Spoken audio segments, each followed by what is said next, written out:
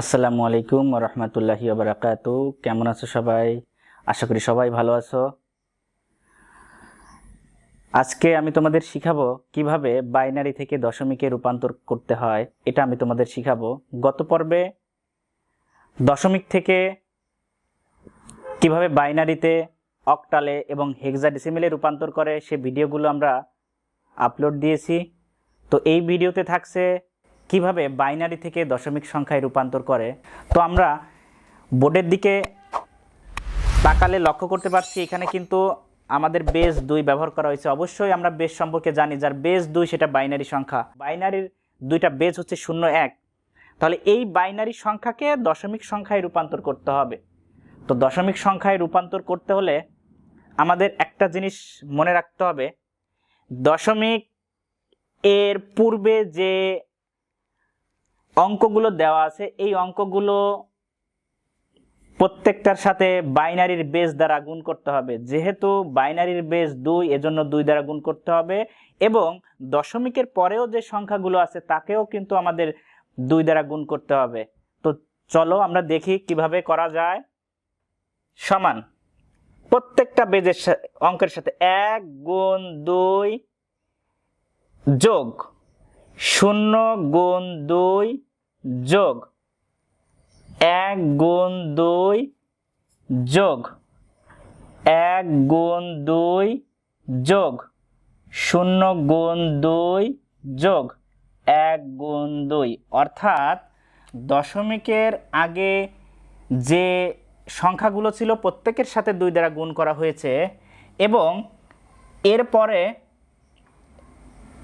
যোগ 1 গুণ 2 যোগ 0 গুণ 2 যোগ 1 গুণ 2।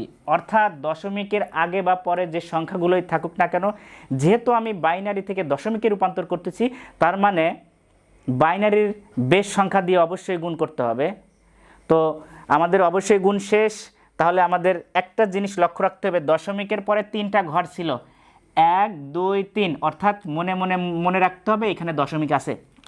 তাহলে দশমিকের বাম পাশে যে অঙ্কগুলো ছিল প্রত্যেকের সাথে আমাদের 2 দ্বারা গুণ করা হয়েছে। তো এখন একটাই কাজ করতে হবে, প্রত্যেকটা বেজের উপর বাম পাশে আসলে প্রত্যেকটা বেজের উপর 0 এক এক করে বাড়াতে হবে। 0 1 2 3 4 5, এভাবে যদি আরও সংখ্যাও থাকে তাহলে 6 7 করে এভাবে বাড়াতে হবে। এবং দশমিকের পরে যে সংখ্যাগুলো ছিল সেটা আমাদের বেজের উপর -1 -2 -3 দিতে হবে, এবং এর পরেও যদি আরও সংখ্যা থাকে তাহলে -4 -5 -6 এভাবে কিন্তু বাড়াতে হবে। তো এখন আমাদের যদি ক্যালকুলেশন করতে হয়, অবশ্যই একটা জিনিস মনে রাখতে হবে, 2 যদি 5 বার গুণ করা হয় তাহলে 32। সবসময় জন্য মনে রাখবা 2 5 বার, 1 বার 2 বার 3 বার 4 বার 5 বার, 2 দুগুণে 4 4 দুগুণে 8 8 দুগুণে 16 16 দুগুণে 32। অবশ্যই একটা জিনিস ভুল করা যাবে না। তো 2 5 বার গুণ করলে 32 আসে। তোমরা যদি নিজে হাতে না করতে পারো অবশ্যই ক্যালকুলেটর ব্যবহার করবা। সেহেতু আমরা এখানে লিখতে পারতেছি 2 5 বার গুণ করলে 32 আসে। তাহলে 32 একের সাথে গুণ করলে 32 ওকে 32 যোগ আরেকটা জিনিস মনে রাখবা, শূন্যর সাথে যা কিছুই গুণ করা হোক না কেন 0 হবে। যেহেতু শূন্যর সাথে 2 গুণ আছে, উপরের বেস সংখ্যা যাই থাকুক না কেন আমাদের শূন্যর সাথে যা কিছুই গুণ করা হোক না কেন 0 হবে। যোগ 2 যদি 3 বার গুণ করা হয়, 2 দুগুণে 4 4 দুগুণে 8, তাহলে 8 ওকে 8 যোগ 2 যদি 2 বার গুণ করা হয় তাহলে 2 দুগুণে 4, তাহলে 4 ওকে 4 যোগ শূন্যর সাথে যা কিছুই গুণ করা হোক না কেন অবশ্যই আমাদের কি বললাম 0 হবে। তাহলে এখানে 0 যোগ, আর কোনো কিছুর উপর পাওয়ার 0 মানে 1। এটা আমরা নবম দশম শ্রেণীর সূচক অঙ্কে আমরা জানি যে কোনো কিছুর উপর পাওয়ার 0 মানে 1। ওই 1 যদি একের সাথে গুণ হয়, এককে 1। এটা আমরা অবশ্যই সুন্দরভাবে বুঝে শুনে মানগুলো বসাতে হবে। প্লাস আর একটা জিনিস অবশ্যই মনে রাখবা, কোনো কিছুর পাওয়ার উপর -1 থাকুক, -2 থাকুক, অথবা -3 থাকুক, যাই থাকুক না কেন, আমাদের এই ফর্মুলাটা কিন্তু অনেকে ভুল করো। তোমাদের যারা পরীক্ষার্থী তারা অবশ্যই খুব ভালোভাবে এটা শিখে নিবা। এটা আমাদের করতে হলে প্রথমে একটা দাগ দিব এবং উপরে 1 লিখব, নিচেও একটা দাগ দিব, উপরে 1 লিখব, এখানেও একটা দাগ দিব, উপরে 1 লিখব।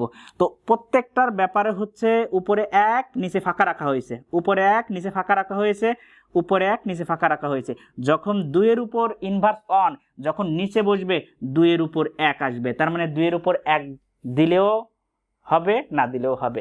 এবং 3 এর উপর 2 আছে, নিচে যখন বসবে তখন ইনভার্স বসবে না, 3 এর উপর 2 লিখব। এবং 3 এর উপর 3 আছে, 3 এর উপর ইনভার্স 3 লিখব না, আমরা 3 লিখব। তাহলে এখানে হাফ আসে, এখানে 1/3 স্কোয়ার করলে হয় কত? 3 গুণ 3, 3 তিরিকে 9, উপরে 1 বসাবো, 3 3 বার গুণ করলে কত আসে? 3 তিরিকে 9, 3 নং 27। এভাবে কিন্তু আমাদের অঙ্কগুলো করতে হবে। তো আমরা এখানে দেখি 1 ইন্টু 1 এর নিচে 2, এটা কিন্তু অবশ্যই মনে রাখতে হবে, যোগ শূন্যর সাথে যা কিছু গুণ করো না কেন কত আসবে? 0 আসবে, এখানে যেহেতু 0 দেওয়া আছে, যোগ 1 গুণ উপরে 1 লিখবো, আর নিচে আমি যে ফর্মুলাটা দেখাইছি এই ফর্মুলা মোতাবেক 3 ইনভার্স 2 ইনভার্স 3 যেহেতু আছে, তাহলে আমি যখন নিচে লিখব তখন কিন্তু ইনভার্স থাকবে না, 2 এর উপর 3। তাহলে এখন আমরা ক্যালকুলেশনে চলে আসব।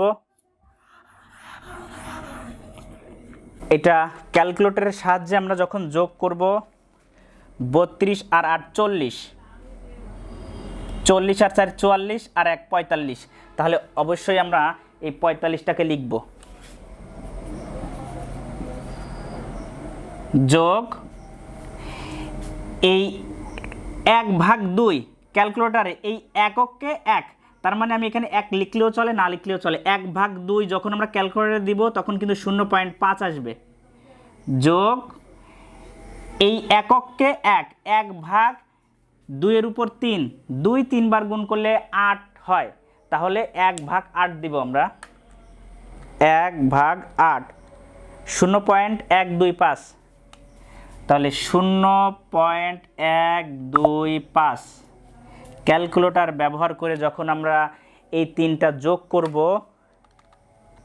45 যোগ 0.5 যোগ 0.125, 45.625, তাহলে 45.625। এটা যেহেতু আমাদের মান বের হয়ে গেল, সুতরাং এটাকে আমি এখানে লিখব 10, অর্থাৎ ডেসিমেলে রূপান্তর হয়ে গেল। তো 101.101, এটা থেকে বাইনারিতে থেকে যখন আমরা দশমিক পদ্ধতিতে রূপান্তর করা হয়েছে তখন কিন্তু 45.625 এটা 10-এ রূপান্তর করা হয়েছিল। এই ছিল আজকের ভিডিও, আশা করি সবাই বুঝতে পেরেছো। যদি সমস্যা থাকে তাহলে অবশ্যই কমেন্ট বক্সে জানাবে। ধন্যবাদ, আল্লাহ হাফেজ।